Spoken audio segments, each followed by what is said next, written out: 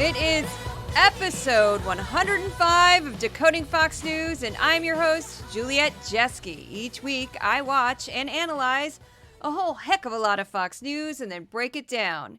This past week, it was 15 hours of Fox News plus an interview with Bibi Netanyahu, and well, that should account for like 10 hours, really. It should. Just because it's like, anyway, I watch all the Fox News you'd never want to. Let's get into it. Fox News fueled migrant and Haitian hysteria while misleading its viewers on the Her Report.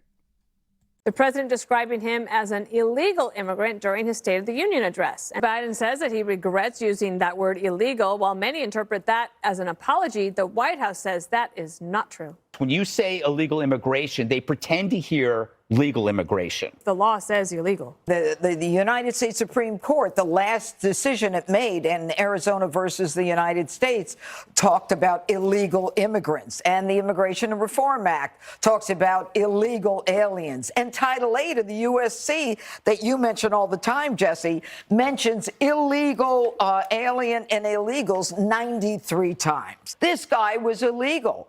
And the fact that he feels he has to defend the honor and dignity of an illegal who committed at least one or two crimes after coming here illegally. He's now trapped in the Her Report illegal immigration news cycle, and he can't get unstuck. So he apologized to an illegal alien killer. You use precise language for a reason.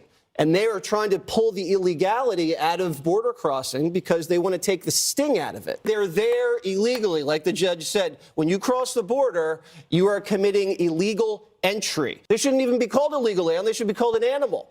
They don't deserve respect. Democrats' plan to overwhelm our system with illegals is paying off in horrific ways. Beyond the millions of indigents are roving criminal gangs, random hoodlums, and even potential spies and terrorists. So the first section of that montage was just one segment from the 5, I believe it was Monday. And it was after Joe Biden had done an interview on MSNBC where he corrected himself and said, you know, I should have said undocumented during the State of the Union address when I was referring to, undocumented immigrants. Instead, I said illegal, and I shouldn't have said that. And Fox News turned that into Joe Biden was apologizing to the murderer of Laken Riley for using the term illegal, which is not what he was doing. He was speaking to a much larger group of people. It just ridiculous. Absolutely. Just classic Fox of like, we're going to freak out over nothing and we're going to make it into this huge, huge thing that it's not. And today they were freaking out over the bloodbath comment, which that's a whole, I can't go down that rabbit hole. We'll discuss that next week. But then the second clip that I played was, it's in that little montage, was Laura Ingraham actually wrote this down freehand because it's not in my script, but she says, millions of indigents, roving criminal gangs, random hoodlums, and potential spies and terrorists. Like, are you okay, madam? Are you okay? Because when I put that on Twitter today, all I wrote is, this could easily just verbatim be an SNL sketch. Because, I mean, that's all I wrote. And then I just posted it and it went bonkers. So it's like, yeah, because it's so over the top. Millions of indigents, roving criminal gangs, random hoodlums, and potential spies and terrorists. Run for your life. Run for your life. Meanwhile, it's like a mom with a 6-year-old trying to meet up with her husband who's lived here for 2 years. Fox News has terrified its audience with impending invasions of criminal mastermind migrants for years now. Last week, the network took things to an even darker place when it implied that the U.S. could be overrun with cannibalistic Haitian gangs. When the network wasn't pushing its xenophobic nightmare, it pounced on the House Judiciary Committee hearing on the report of Special Counsel Robert K. Hur. Fox acted as if the 5-hour event was more proof of President Biden's criminal behavior regarding his handling of classified documents. The actual hearing was a combination of Republican lawmakers scolding her for not recommending criminal charges for Joe Biden, while Democrats read damning details about Trump's mishandling of classified material directly from the Her report. That was fun to watch. There was also much drama involving the scandal surrounding Fulton County District Attorney Fani Willis and a bill that passed in the House that could force a sale of the Chinese social media app TikTok. While Fox continued to ignore developments in the war, they invited, this was mind-blowing, Israeli Prime Minister Benjamin Netanyahu on Fox and Friends for a ridiculously softball interview. Netanyahu basically promoted himself and his policies while dodging basic questions from the lightweight morning crew. It wasn't so much of an interview as it was a monologue written to promote Benjamin Netanyahu. I don't include anything from the Netanyahu interview in this newsletter or podcast, as there was nothing compelling or newsworthy in what he said. It felt like a mini infomercial meant to increase his popularity with Fox News viewers. Anyone watching Fox News exclusively last week might have missed out on multiple developments in the Israel-Hamas war, including airstrikes in Lebanon, increased violence in the West Bank, and worsening humanitarian crisis in Gaza. And I just want to briefly say, don't want to waste too much time on the Bibi Netanyahu interview, but what was so crazy about it is this is a network that pretty much just sort of ignores the Israel-Hamas war, kind of mentions it from time to time, doesn't include any details. They don't talk about the hostages anymore, like at all. They, just sort of say, oh, they're working on ceasefire talks, not happening yet. That's about it. They just sort of mention that in kind of a general way. So they don't inform their viewers of anything. And then they bring on Bibi Netanyahu for 11 minutes, and he won't even answer basic questions, even questions where you can tell they're like, we love you, Bibi Netanyahu, the people on the Five. Like Lawrence Jones especially was very like, oh, you're so amazing. And he didn't even answer Lawrence Jones' question. He just pontificated about how great he was and how he was the best person for Israel right now and yada, yada. Boom. That's it. And I'm like, that is propaganda, 100%. Like, a person watching Fox News would have no idea that there's a crisis in Gaza right now. No clue.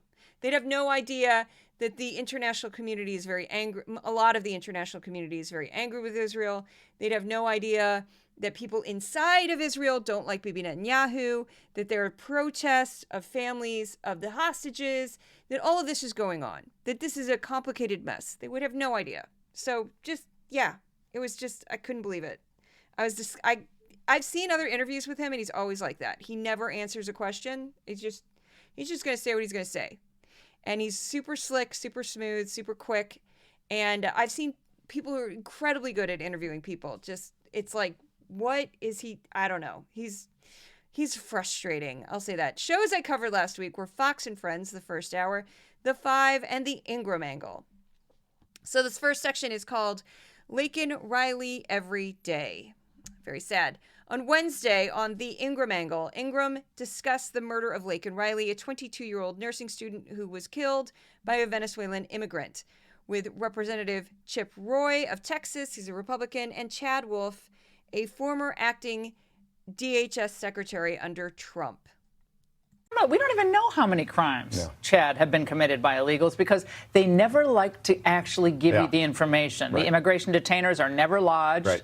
We never know, and they just get circulated in and out of the system, as this guy did. Yeah, and a lot of the stats and statistics out there don't actually categorize the folks as illegal, right? And so you'll see the crime, but you don't know if they're illegal, they're here in the U.S. legally, maybe a permanent resident or the like. And so it's very difficult to actually get the real stats on how many crimes are committed by illegal aliens. And this was a family of killers. The Gabbards were a family of killers. You got the DUIs, you got the other robberies, assaults. So, okay, I'm going to correct her on that. It's not a family of killers.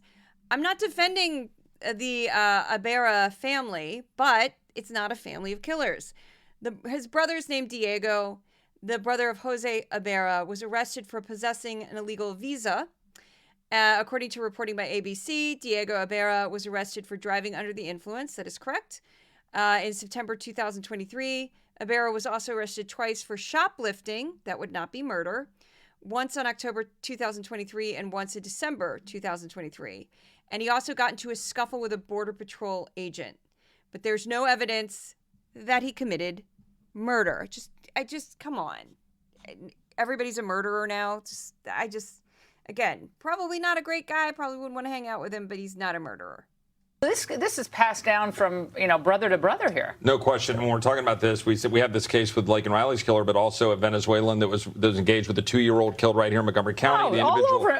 Northern Virginia is teeming, and Montgomery County. Yeah. They were all worried about COVID. It was going to kill everybody. But now we got MS-13 crawling around Montgomery County, and the liberals of Montgomery County going, welcome in, bienvenidos. Like, I love Spanish-speaking people. I love Spanish, but they have no concern for the hardworking people of Montgomery County who actually, do the hard work every day. Yeah, look, there unfortunately the Laken Riley cases every day in the United States. In one way or another, someone's getting brutalized. Every single day this is happening. Of course, I'm glad that her case has gotten the attention that it has, and there's going to be congressional action in others, but American people have to realize it's not just happening in Georgia and in Virginia. It's happening in every state. It's not one person. In almost every community.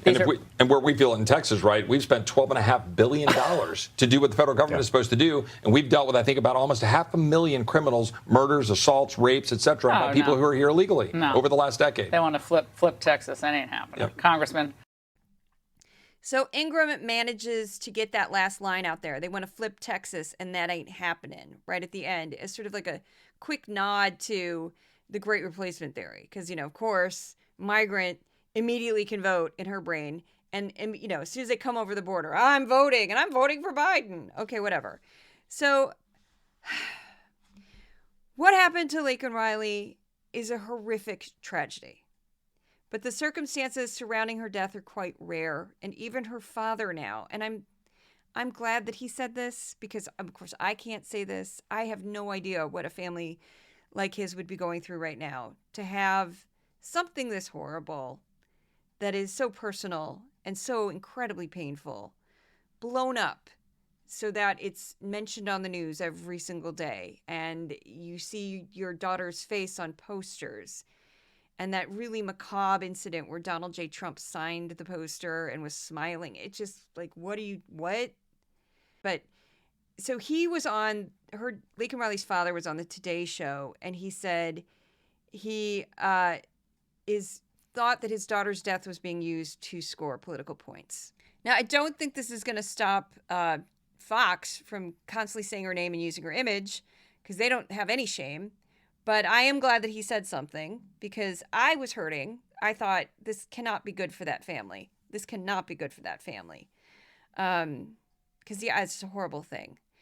But when I posted about this, a lot of people on social media, on Twitter and Threads commented. So I felt the need to add this.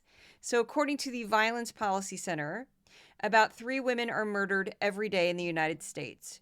So yes, we do have a Laken Riley every day in the United States, although it's usually by an intimate partner or a former intimate partner. On average, immigrants commit fewer crimes than native-born Americans. Most victims of crime, regardless of gender, know their attacker. So I've gone over this before, but you almost always know. It's very rare when strangers kill each other or hurt each other. And that's why that makes the news, because it's scary. It's scary to think that you could just walk down the street and somebody could kill you. Of course, it does happen, but it's not nearly as often as your neighbor, your coworker, your ex-boyfriend, your brother, your, whatever, your friend, whatever. That's who tends to kill you, your spouse. And according to Pew Research, a lot of people mentioned this. In 2021, the most recent year from which complete data is available, 48,830 people died from gun-related injuries in the U.S., according to the CDC. Last year, the United States experienced 656 mass shootings, or nearly 2 a day. And according to the Gun Violence Archive, 118 Americans were killed each day due to gun violence last year. So it's just this selective outrage about death. And again, my heart goes out to Laken Riley's family. I don't care what their politics are. I don't care. I don't care if they do 10 rallies with Trump, 100 rallies with Trump. I still feel terrible for them, because it's a horrible, horrible thing to go through. So Laura Ingraham does this a lot. This clip is her it's all in the language. I'm going to break down the language after I play it, but she's basically implying that immigrants can vote, when of course they can't. For Democrats, unlimited immigration means unlimited political power.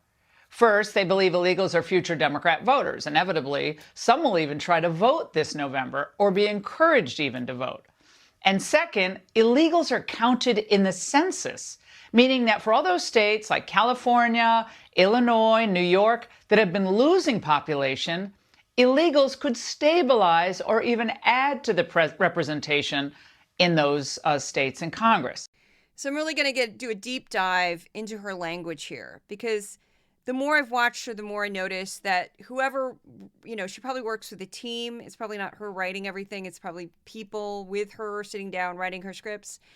But I find it interesting how they're written like political slogans. She speaks as if she's, at a lectern in front of hundreds of people, because this is not how normal people talk. For Democrats, unlimited immigration means unlimited political power. Normally, as a writer, you would not repeat the same word. But when you're writing something that's very theatrical and over the top, you repeat the same word. First, they believe illegals are future Democrat voters. Inevitably, some will even try to vote this November or be encouraged even to vote. Of course, they can't vote. So she doesn't say they can vote. That's just interesting language. You see what she's doing there? They'll try to vote. People will encourage them to vote. But she doesn't actually say they'll vote. And second, illegals, always repeating the word illegals, illegals, illegals, are counted in the census, meaning that for all these states like California, blue, Illinois, blue, New York, blue, that have been losing population, illegals, again repeated, could stabilize or even add to the representation of those states in Congress. Now, Texas, red state, also would have the exact same thing happen. Florida, huge immigrant population there, same thing, red state.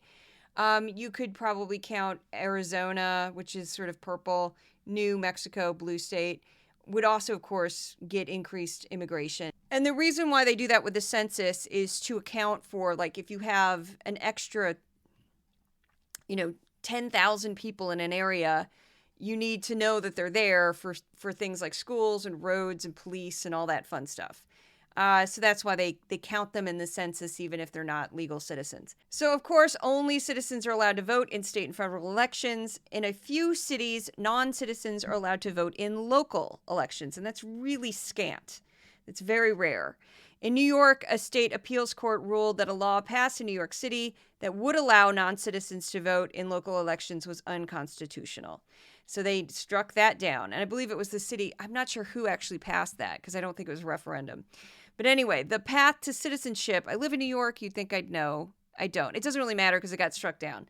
So the path to citizenship in the United States is so fraught for undocumented immigrants that many of them never get the right to vote. If you've ever known somebody to become a U.S. citizen without getting married to a U.S. citizen, you've heard their horrendous journey to gain citizenship. It is not easy. Maybe if they have, they're incredibly wealthy and they work at some high-tech place that really wants them and they make it easier. But I don't know. My friends who've been here were all artists. They did have legal work visas because they had a special skill. And interestingly enough, one of them was a weaver. She was an incredibly skilled weaver. So she worked to make these custom, beautiful work.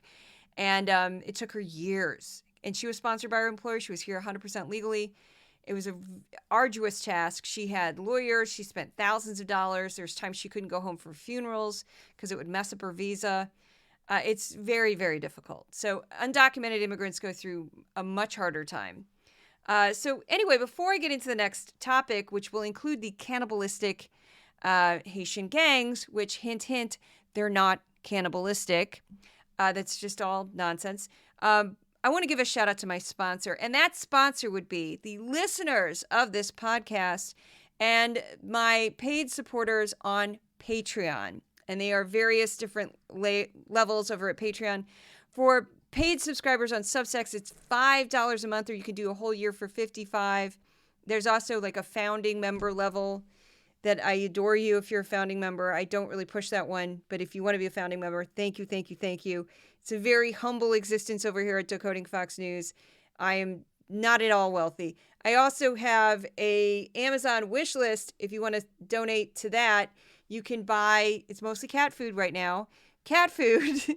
It's always appreciated. And I want to give a shout out very quickly to someone who did send me cat food. I have no idea who you are because Amazon did not include a receipt. And I hate when they do that. It's happened twice. It happened with coffee and it happened with cat food now. They just sent it in the box and there was just a label on it. And I was like, oh, come on. Now I look like a jerk. But thank you so much for whoever sent a Reveal cat food. I really appreciate it. It's Odin's favorite. So again, if you want to support my work, you can go to Substack. I have no advertisers. I have no large donors. I have no rich parents. My dad was an auto mechanic. There's no secret sauce here. It's just hundreds of people every single month keeping this thing afloat. That's how it works. Crazy, crazy. I'm still kind of in shock that this is happening. But anyway, moving on to Harold Ford Jr. knows nothing about Haiti. And we're going to learn a little bit about Haiti tonight or this morning or whenever you're listening to this. It's actually early in the morning. I haven't slept. This happens to me all the time. I don't sleep. But we're going to get into this. So on Thursday on The 5, Harold Ford Jr. made an embarrassing mistake while discussing the crisis in Haiti. Here we go. This is bad. If Barbecue and his team are doing doing the things they say they're doing and what's being reported, and the president of the country can't get back in to get his belongings to leave the country because the gang activity is something serious going on there. So if you know anything about the crisis, you know immediately where Ford made his mistake. It's not a huge mistake normally, but in this case, it's a huge mistake. So he confused the prime minister for the president. It's tricky for many Americans because we are not used to having both, but a lot of countries have both. And in the case of Haiti, he really needed to get this one right because, and Brian Kilmeade also screwed this up, but he didn't do like as long of a segment. He just said president instead of prime minister. And I was screaming, stop, you're an idiot, you don't know. And I know this because thankfully PBS NewsHour has consistently reported on this story. It's been a building crisis that goes all the way back to July 2021. It really goes back further, but so here we go. We're going to do a short timeline of events in Haiti. Also want to give a shout out to PolitiFact because I Googled this. There's no credible evidence to back the claim of cannibalism in Haiti. That got started because the main gang leader's name is Barbecue. That is actually, there's theories that it actually goes back to his childhood when his mother sold fried chicken on the street.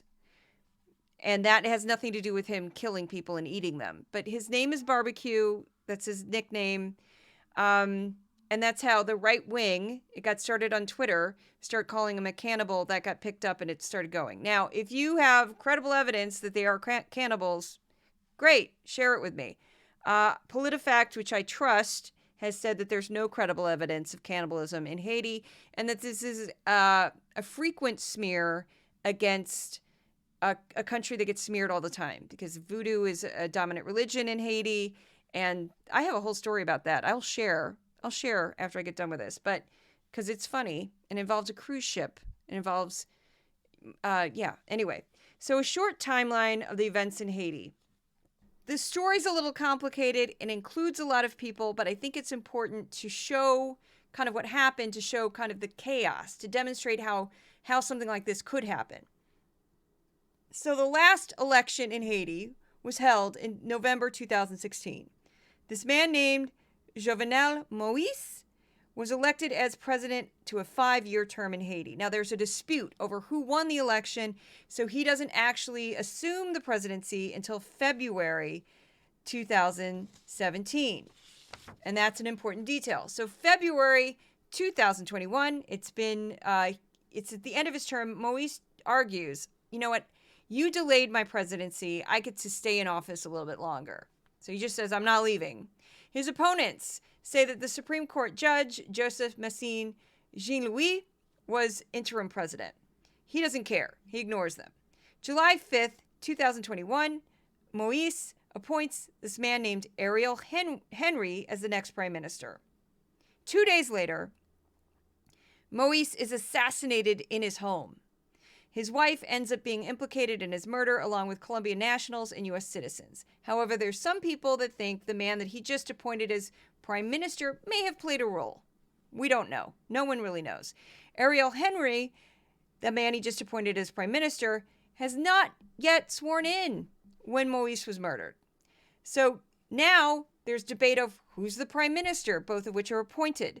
So there's a power struggle between Henry and another man named Claude Joseph, who is the acting prime minister.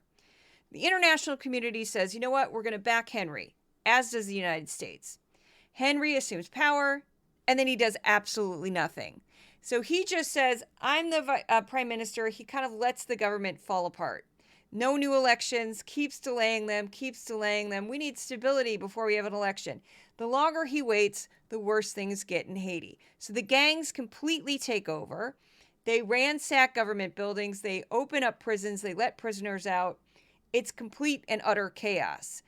Complete lawlessness. Meanwhile, and they don't mention this on Fox, but most of the guns they're using to kill people and terrorize people in Haiti are from the U.S. They're smuggled in through Florida, interestingly enough. PBS did a whole thing on that.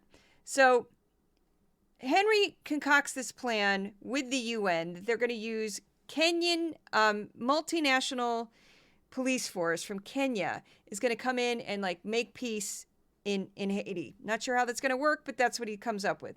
He goes to Kenya to meet with this force. People in Kenya aren't happy about it.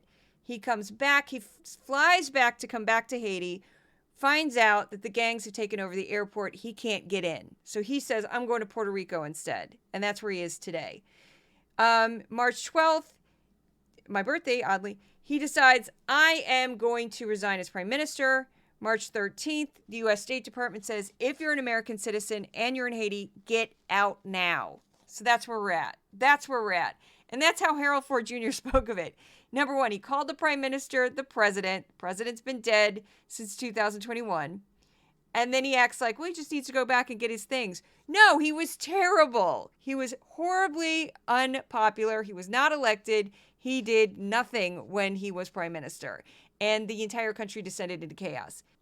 Now, on Thursday, Tulsi Gabbard was on the Ingraham angle, and she started kind of, a little bit, tried to talk about Haiti, but you'll hear in the monologue, I don't think she knew a single thing about Haiti. And you get that sense because of the Biden-Harris administration's inaction.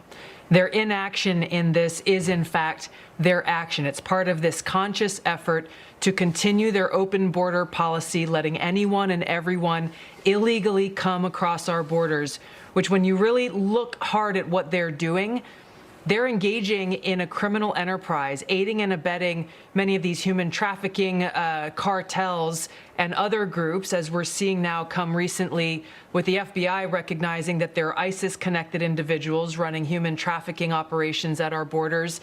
The Biden-Harris administration is responsible for all of this, and their role in this entire operation essentially is to run interference for these multi-billion-dollar criminal enterprises with the cartels by doing things like cutting through the concertina wire that Governor Abbott put up, by creating entryways and openings for people to continue to illegally cross our borders. So the humanitarian crisis, the hardship that people are facing, the national security threat that we are experiencing as a result of their policy is on their backs. This suffering is on their hands.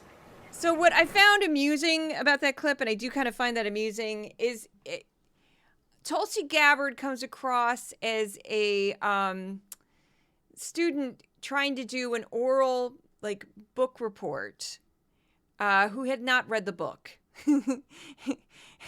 And it's clear that she's not read the book, because if you notice, she doesn't actually mention anything about Haiti. They were supposed to be talking about Haiti. The images on the screen as she spoke were Haiti. And she's talking about Texas. She's talking about cartels that are somehow affiliated with ISIS. And I'm like, I would love to see proof of that. You don't have any. Maybe that's true. I don't know, but you are not offering any proof. You're not giving me anything that's making me believe you. And to say that about Haiti is really a reach. And she hasn't mentioned anything about Haiti. She's just blathering on with her stupid conspiracy theories. I'm not a fan, if you're wondering, with Miss Gabbard. So there's good reason. And the other thing that made me chuckle a bit with that monologue was she kept saying, oh, we haven't done anything. And by not doing anything, that's my Tulsi Gabbard. And by not doing anything, that was their action. Their inaction was their action. Aren't I clever? I'm clever. I'm going to go surf. Aloha. She likes to gratuitously drop the fact that she surfs and that her husband films her surfing. I don't care. I don't care if you surf, lady, with your weird white streak in the front. And your phony baloney used to be progressive. Now I might be Trump's VP pick. Okay, you're charming. I'm not a fan. Anyway, so I never was. I used to get in fights about her. My friends who were like super progressive would defend her, and I'm like, she's a phony. She's gonna flip. And then when she did, I was like, ha ha ha ha. Oh no. Anyway, another reason why you could tell Tulsi Gabbard knows nothing about Haiti is she's criticizing Biden for not intervening, which is also interesting because she normally is an isolationist. Although, again, I could do 3 podcasts on Tulsi Gabbard.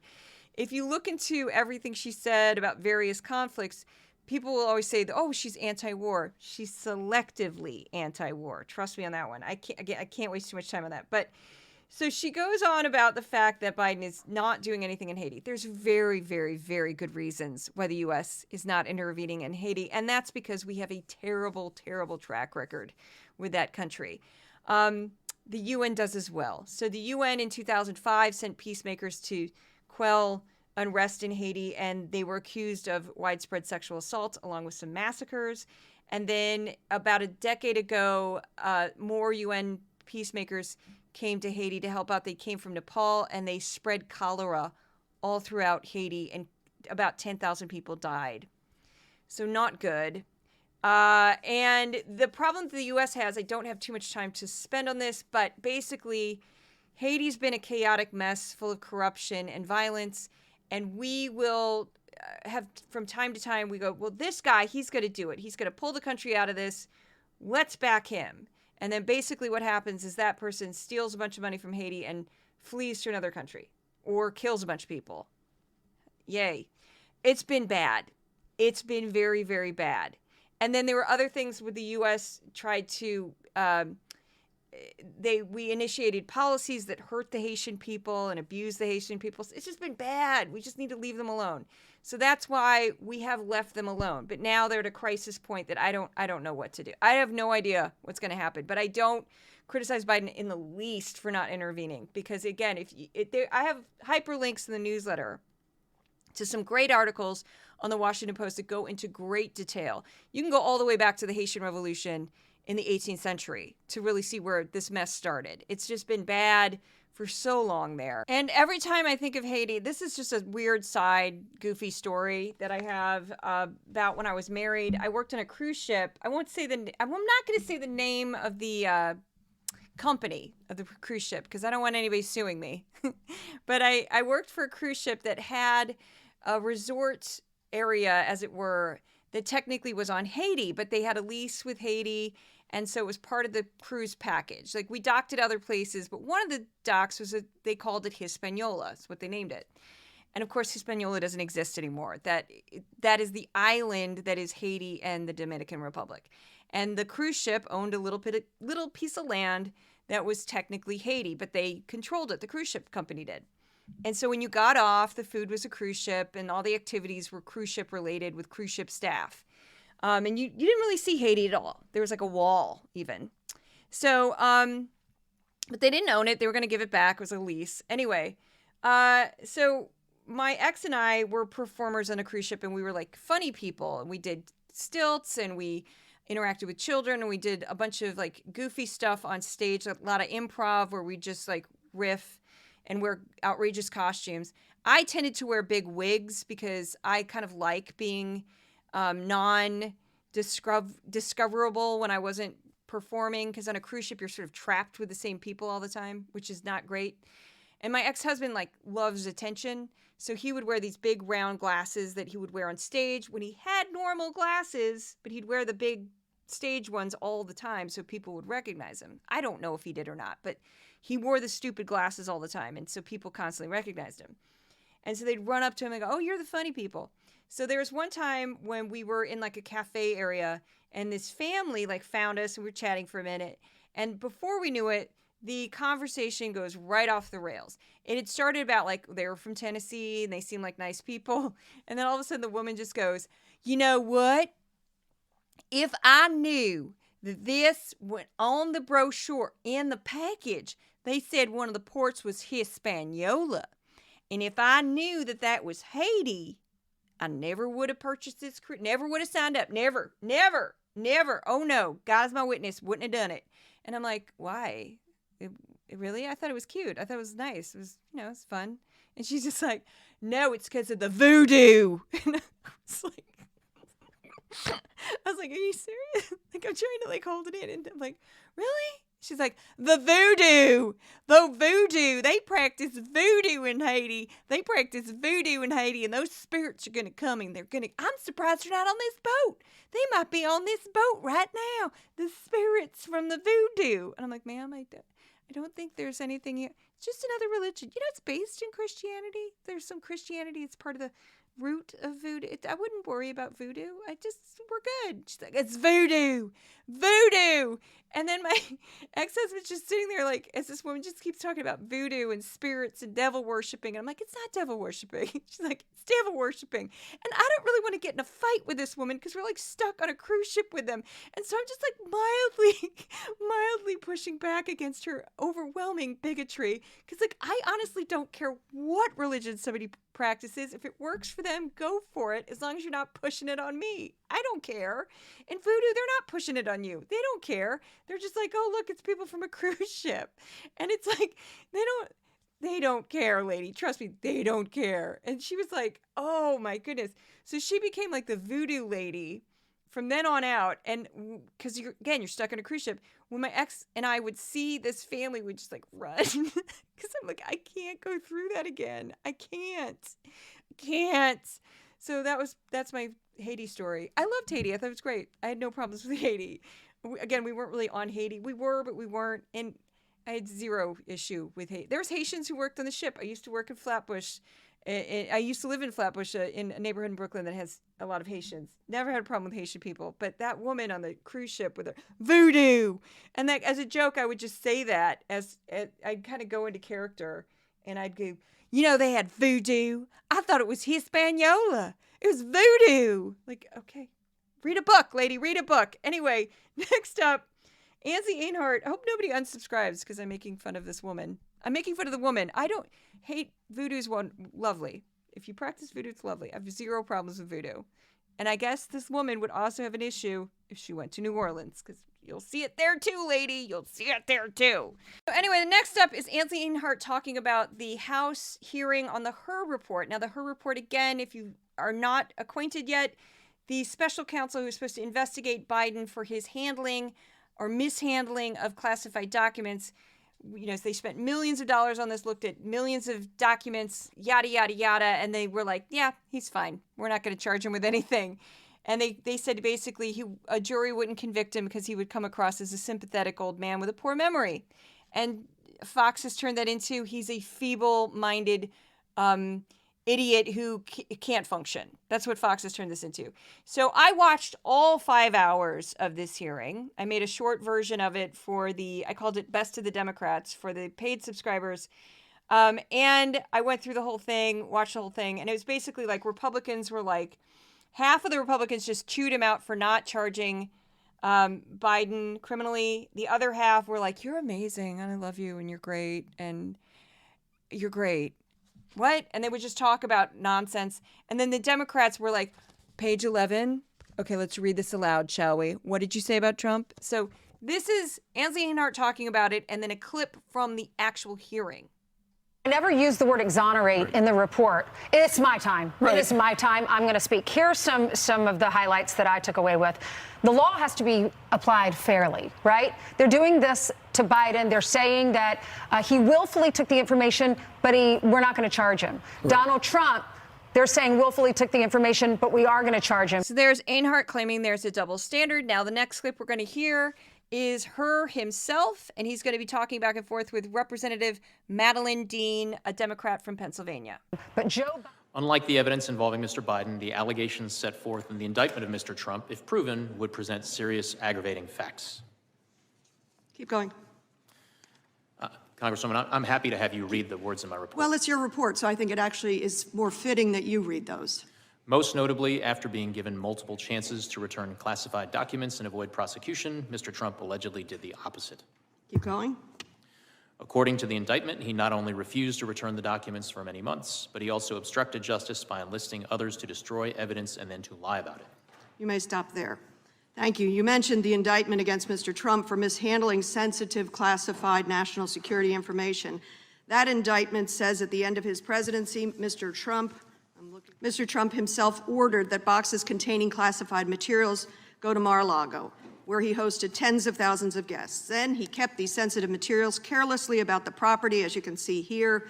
Classified documents ended up in a bathroom, a ballroom, on a floor, spewing about. And when a grand jury subpoenaed the documents, what did Donald Trump do? The indictment again shows against him what he responded by, suggesting that his attorney falsely represent that the FBI and grand jury that he did not have documents called for by the subpoena. He directed his employee, Waltine Nauta, to move boxes of the documents to conceal them from Mr. Trump's attorney, and then lied to his attorney and the FBI and the grand jury, suggesting his attorney might hide or destroy documents called for by the grand jury investigation. Mr. Hur, are those the type of aggravating facts to which you refer to in your report? Congresswoman, the aggravating facts that I refer to in the report are set forth and described in my report at page 11. So that clip just speaks for itself, and boy, was that fun to watch. So the next up is, again, going on this classified documents thing. This is Matt Whitaker. He was the former acting U.S. Attorney General. He was on Fox and Friends on Friday. He tries to pick up this whole classified documents thing and stick it on Bill Clinton. Bizarro, but true.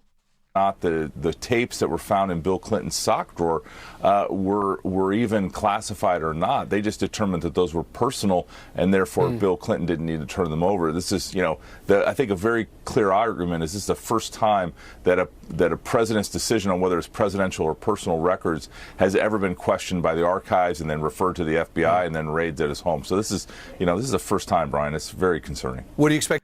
Okay, Whitaker is talking out of his, I'm not going to say it because I like to keep this a clean show, but he's making stuff up. So according to PolitiFact, when Bill Clinton was president, he was interviewed by historian Taylor Branch to create an oral history of his presidency from 1993 to 2001. Clinton kept copies of the tapes in his sock drawer from these interviews. In 2009, the Clinton tapes, Wrestling History with the President, was published. In 2010, Judicial Watch, a conservative group, sued the National Archives Records Administration, asking the courts to declare that the audio tapes were presidential records under the Presidential Record Act. The archives told Judicial Watch that the tapes were considered personal records and did not fall under their jurisdiction. A U.S. District Court dismissed the case in 2012. The Presidential Records Act requires that all official documents be returned to the National Archives upon a president's departure. It was signed by President Jimmy Carter in 1976. So no, those were not classified documents. They were never classified documents. Nobody ever called them classified documents except for Judicial Watch, which is a right-wing kind of advocacy group for right-wing stuff. I'm just going to say right-wing stuff from here on out because I'm tired. I'm exhausted. Okay, next up, this was the whole TikTok thing. This was kind of crazy. I did see some of the criticism with this. I have so many mixed feelings about TikToks, but I'm not going to waste time on that because we'll see how this develops. But there was a bill that got passed in lightning speed through the House to sort of ban TikTok, but really it's to force the sale of TikTok from the Chinese company to an American company so it won't turn into like a national security issue. Again, that could be 10 podcasts just on that issue. This is Laura Ingraham. This is why I clipped this, because she's upset that her beloved glorious leader has flipped sides and is now pro-TikTok because he talked to a billionaire who convinced him that TikTok was good because Trump's mind is addled. He's a lunatic. Laura Ingraham. Well, but it's our adversary, our most powerful adversary. And we're just giving them all this information because they got some well-heeled lobbyists on Capitol Hill. And I know a lot of money Trump, on that. Yeah, and I know there are reports that President Trump recently met with this hedge fund manager named Jeff Yass. He's a major league investor in TikTok. And Trump has reportedly, which shocked me, since reversed his position on banning the app. And his former advisor and a friend of this program, Kellyanne Conway, is also apparently working to lobby people on Capitol Hill for TikTok. It pains me to talk about this because, I mean, I like them both very much. Cry me a river, Miss Ingraham. Cry me a river. Your glorious leader can be bought and sold for what sounds like an afternoon of flattery by a billionaire. There you are. There's no values. Trump doesn't care. There's nothing going on except for me, love me, me, money, me. That's his brain. Ugh. So, moving on to stories Fox News ignored every week, I compared the hours I watch on Fox News to 5 hours of the PBS NewsHour. And here we are. These are the stories that PBS covered that Fox News did not. This week wasn't that bad. There's a lot of overlap. So here we go. Updates in the war in Ukraine. The U.S. military will rush $300 million worth of weapons for Ukraine after finding some cost savings in its contracts. A $60 billion military aid package for Ukraine is still stalled in Congress. Ukrainian drones hit oil refineries deep inside Russian territory. The strikes were meant to hurt Russia economically. A Russian missile strike struck Odessa, killing at least 20 while injuring 75. The attack on civilian infrastructure was Russia's deadliest in weeks. European leaders from France, Germany, and Poland met in Berlin to express their support for Ukraine. A UN-backed human rights expert said that they have gathered new evidence of horrific torture of Ukrainian prisoners of war by the Russian jailers. The treatment of prisoners is so bad it could amount to war crimes. Updates in the Israel-Hamas war. Palestinians began fasting for the Muslim holiday of Ramadan, while ceasefire talks remain stalled. Hunger is worsening across the Gaza Strip. The first ship to use a new sea corridor delivered 200 tons of aid to Gaza. A UN warehouse containing humanitarian aid was hit by an Israeli airstrike in Gaza. One aid worker was killed while 22 were injured in the blast. According to the Ministry of Health in Gaza, 27 children and 3 adults have died from malnutrition. Israel stepped up airstrikes in Lebanon, killing at least 2 people and wounding 20. The airstrikes were in response to rocket attacks in northern Israel by Hezbollah. PBS produced a segment that focused on the plight of pregnant women in Gaza and Israel since the conflict started. An estimated 50,000 women in Gaza are currently pregnant, with about 180 babies being born each day. 6 Palestinians were killed in the West Bank by Israeli forces. One was a teenager who stabbed a guard, 3 others were attempting to throw explosives, and 2 others were killed during military raids, according to Israeli officials. Palestinian President Mohammed Abbas appointed Mohammed Mustafa, his longtime economic advisor, to be the next prime minister. Mustafa was appointed as part of Washington's post-war vision for Gaza. Marcia Fudge, the Secretary of Housing and Urban Development, announced her resignation. Fudge did not indicate a reason why she was resigning now, saying only that she planned to transition to life as a private citizen. Republican Representative Ken Buck of Colorado announced he would leave Congress next week. Buck criticized dysfunction on Capitol Hill as being one reason why he decided to leave. His departure will trim Republicans' slim majority to 218 seats over 213 for Democrats, with 3 vacancies. PBS produced a segment about the public's warped perception of crime. As most types of crime have dropped across the country, most Americans think it's getting worse, according to polling. The network invited Jeff Asher, a crime analyst, to discuss why perception of crime doesn't match the data. President Biden opposed the sale of U.S. Steel to a Japanese company. In a statement, Biden added, U.S. Steel has become an iconic American steel company for more than a century, and it is vital for it to remain an American steel company that is domestically owned and operated. A high court in Japan ruled that denying same-sex marriage is unconstitutional. It called for the government to enact a law to allow such unions. PBS included an extended interview with United States Secretary of Homeland Security Alejandro Mayorkas as part of a series of segments addressing the crisis at the southern border. Mayorkas mainly stressed the need for comprehensive immigration reform in Congress. The White House counsel Ed Siskel wrote a letter to Speaker Mike Johnson urging him to end the impeachment inquiry. So far, the investigation has stretched out for more than a year and has yet to uncover clear evidence of wrongdoing. The National Association of Realtors agreed to cut their commissions by as much as 30% following a series of lawsuits. The agreement must still be approved by a court. An independent commission reviewing the events that led to a mass shooting in Lewiston, Maine, found that law enforcement had cause to seize the shooter's guns and put him in protective custody weeks before he committed Maine's deadliest mass shooting. Dory Ann Ladner, a civil rights activist and social worker, died at the age of 81. Ladner founded the Council of Federated Organizations, a network of civil rights groups.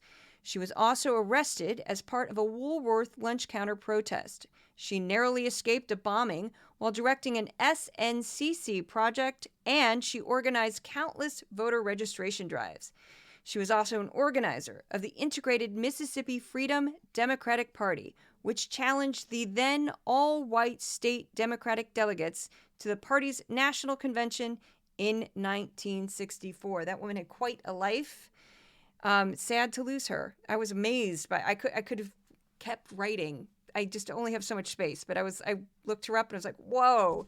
So moving on to by the numbers. Every week I compared the top 5 topics on Fox to the top 5 topics on PBS. We're going to start with Fox News. Number 1, Biden bashing at 11%. Then the House hearing special counsel of the Herb Report, 9%. Border crisis, 9%. Haiti was kind of mixed in with that. House bill to ban TikTok, 8%. And Trump's legal problems, 4%. PBS NewsHour, start with Israel-Hamas war, 12%. Border crisis, 8%. House bill to ban TikTok, 7%. Haiti in crisis, because they did separate it, 7%. Trump versus Biden, 2024, 7%. Moving on to words used on Fox News for the week ending March 17th, 2024. Biden, 384. Trump, 271. Border, 144. Haiti, 74.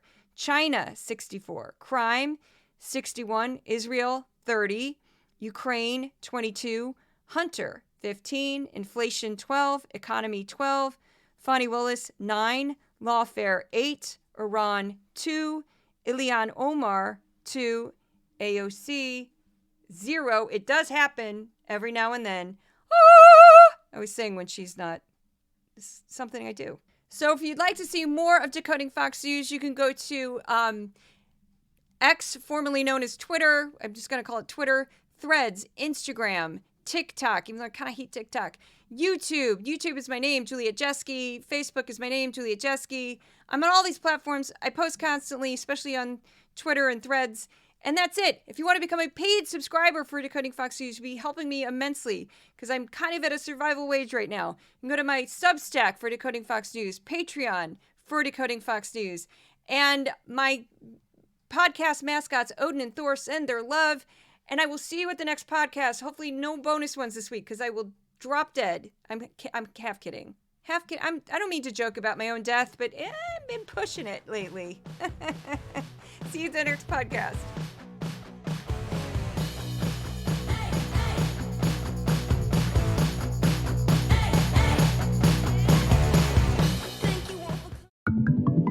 Resolute Square.